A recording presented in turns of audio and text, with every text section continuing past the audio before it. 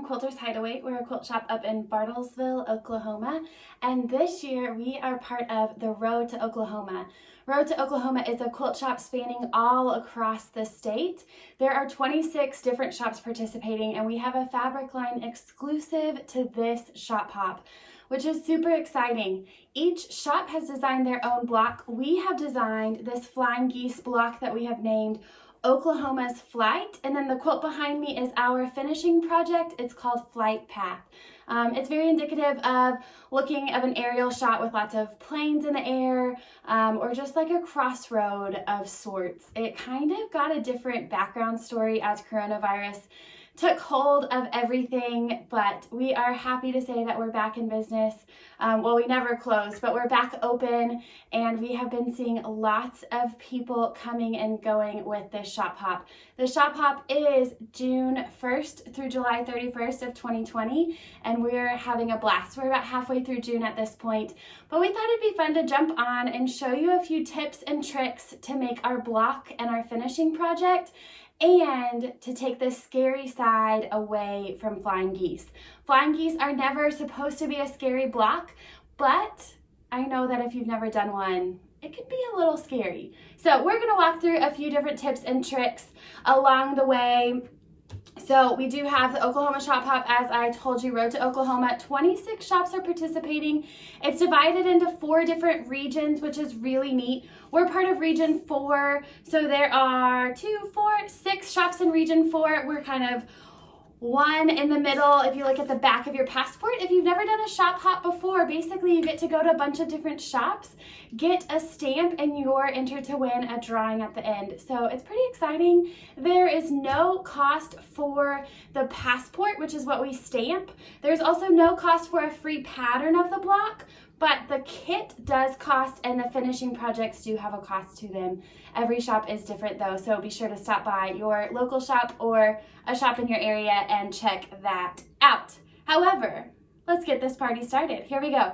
So in our block kit, we're gonna start there. Our block kit, as you can see, you make 8 flying geese. So 2 of each color, 2 yellow, 2 pink, 2 purple, and 2 teal. Again, the fabric was designed for the shop hop, which is something that's really exciting. It's an island batik line. There's buffaloes, there's outlines of Oklahoma. There's lots of different things in it. When you get your kit, you're going to open it up, obviously, right? All right, you have the pattern, and then you have all of your fabric bundled up nicely together here. So I have my white, which is my background, and then I have the 4 Flying Geese color: pink, yellow, purple, and teal. All of these will come to you as a square that's meant for you to trim it down. So it's a little big, so you can square it up, you can trim it down. It means that as we cut kits, we don't have to be as precise. The precision is up to you. So you get this square. What you're going to do with this square first is you're going to cut it into 2 rectangles based on the instructions in the kit. So I'm going to cut that into 2 rectangles, and on my white, I'm going to cut my white into 2 squares per geese. All right, 2 squares per geese. So again, size is written in the pattern. Check out your pattern to know for sure. My white are going to be smaller squares, and then I'm going to have a rectangle here. Now, you got everything cut. Carrot, how do you assemble it? Here we go. Let's assemble together right quick. I actually have everything done in stages, so we can go through it pretty easily. So what we're going to do is we're going to take our rectangle. I'm going to lay one of my white squares on top, and I'm going to draw a diagonal from corner to corner straight across. I'll actually input an image here so you can see exactly what angle I drew that. If you want a little more wiggle room, you could move that seam just a couple threads. Guys, I'm just talking like threads, not a 1/4 inch, not an 1/8 of an inch. A couple threads towards this outer corner gives you a little wiggle room. Otherwise, just sew right on the line you drew.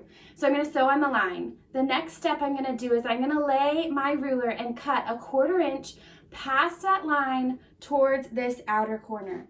It's going to look a lot like this when you're done, all right? So I cut a 1/4 inch, my seam is still there, so I can press that little guy out. In fact, let's just show you right quick. So I have my Flying Geese down, I've got my color on the left, my left side. I'm gonna lay my ruler down and just lay my 1/4 inch line right on the seam I drew and cut that extra triangle off. Always lock your blade before you set it down. So this is my extra triangle. I'm going to lay it out to the side.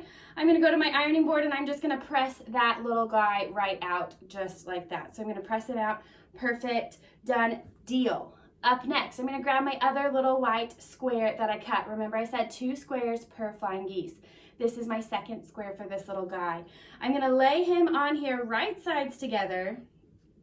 Right sides together. I'm going to draw my line corner to corner again. Check out your screen. I'm going to give you a little picture to look at. Sew your seam, and you're going to get something that looks a lot like this. All right, so this is my first one where I pressed it out. You have to press it out first. Don't try to get sneaky on me and put both squares on there first. You can't do it. Press that first guy out, lay your second square on there, sew that seam corner to corner. You can trim that 1/4 inch beyond your seam and then press him out. And you have a perfect flying geese unit that will make this guy. This quilt block is meant so you don't have to trim up your flying geese. If your flying geese unit does not measure what you think it should measure in the pattern, it does tell you that measurement. Go ahead and trim it up if you need to, but it's made so you don't necessarily have to trim it up. That's how you make 1 flying geese at a time, which is what we used to make this block. Now, that was Oklahoma's flight. Oklahoma's just 1 state. If you're doing flight path and you're trying to fly over all of the states, you need more geese, right? So this block, we've actually changed the pattern a bit, and instead of making 1 flying geese unit at a time, we make 4. It's actually my favorite method on making flying geese. I call it the fast 4 method. There's a lot of names out there for it, but to make flight path, which is what we're gonna go over right now, here we go. You need, I've got a few of my favorite little things here. All right, so now that I've made a little mess, clean up the mess.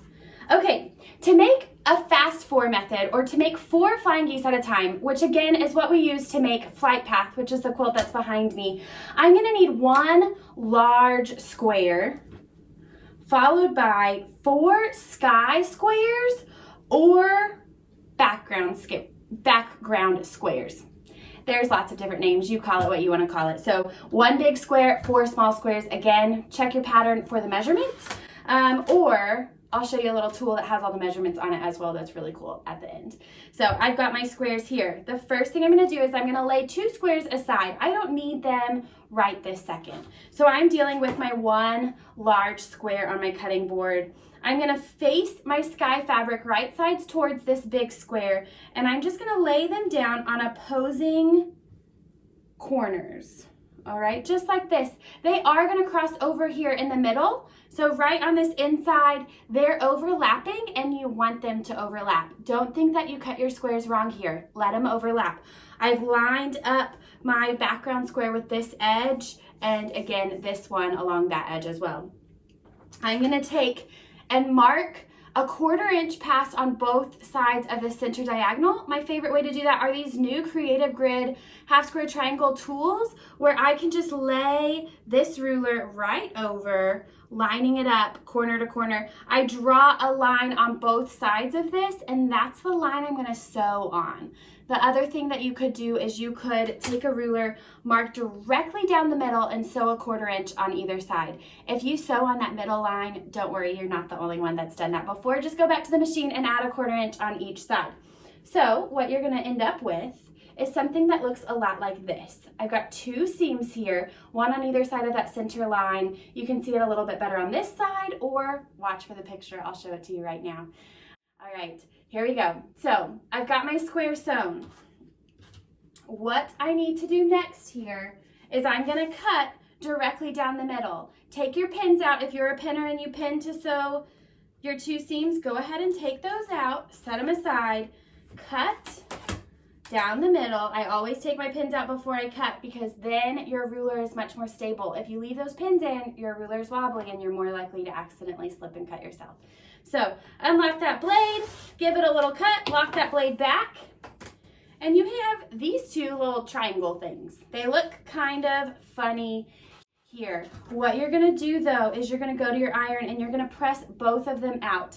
I get this shape that I like to call the heart shape. So I'm going to end up with 2 of these guys. They both press out and they look a lot like this right here. So I end up with 2 pieces just like that. I just pressed my flaps out, nothing crazy. I'm gonna go and grab my 2 white squares that I said to set aside earlier. You want them now. So go ahead and grab that square, again, right sides down, and this time it's gonna go, again in the opposing corner, but I'm gonna put it right up there and right down here, just like the picture shows. Again, I'm gonna grab my little half square triangle marking tool or a ruler and draw either the center line corner to corner or a 1/4 inch on either side. And for this ruler, that just means I'm gonna trace the outer 2 corners or the outer 2 sides of my ruler or my trim tool. So I draw my lines and I sew. So I have 2 units that end up looking like this. I've got my seam line down, so I've got 2 seam lines tracking right down here, and it's ready for me to trim. All right, so I'm gonna scooch this stuff out of the way, take my pins out again, so it's ready for me to trim. All I do is I lay my ruler down, I find that center point so I can give each side a 1/4 inch seam, and I cut right down the center. All right, when I open this up, dun, dun, dun, dun, I have 2 flying geese. So remember, I had 2 heart-shaped pieces. If I did this for both of them, I end up with my 4 flying geese. And they look a lot like this. Now, here's the difference, y'all. With this method, I can trim them up. I can trim them up. And what I like to use is the Creative Grid Ultimate Flying Geese tool. I love it because the top half is how to trim the first time, and the bottom half provides all the lines for your second cut. So here's how you do it. If you're looking at me like, okay, here's this tool that you're showing me, how do I use it? What do I need it for? Right up here in the corner, it tells you all the different sizes and what to cut the big square and the 4 small squares, so you have plenty to trim off. There's a lot of different methods with that fast 4 method on cutting, so a lot of different theories, a lot of different sizes out there. You use what works for you. I like that this trim tool or this ruler gives extra room in the sizing that it recommends, so that's what I went ahead and did. I'm gonna line up on my trim number 1 corner. I'm gonna line up my finished size markings, and I'm gonna cut a side and the top. So I cut the right side and I cut the top. Easy schmeezy. And then what I do is I flip it over, or I turn my cutting board 180 degrees, and I make sure that the trim 2 corner is now in the upper right corner for me. Again, I line up my lines for the finished size that I'm working on. Nothing too crazy here, and I trim up the right and across the top. And if you followed all of the video and all of these steps, you end up with a perfect flying geese unit. Then all you need to do is make a handful more, and you can fly anywhere you want with Flight Path. So that is a couple different methods on how to make half square triangles, whether you're making 1 at a time or the fast 4. There's so many different things to choose from. There's different tools and aids that can help you with that as well. And as always, we are here to answer any question you have to help you as much as we can. Stop on by, grab your passport, grab a block, and happy road to Oklahoma shop hopping. Say that 10 times fast. Happy quilting, guys. See you at the machine.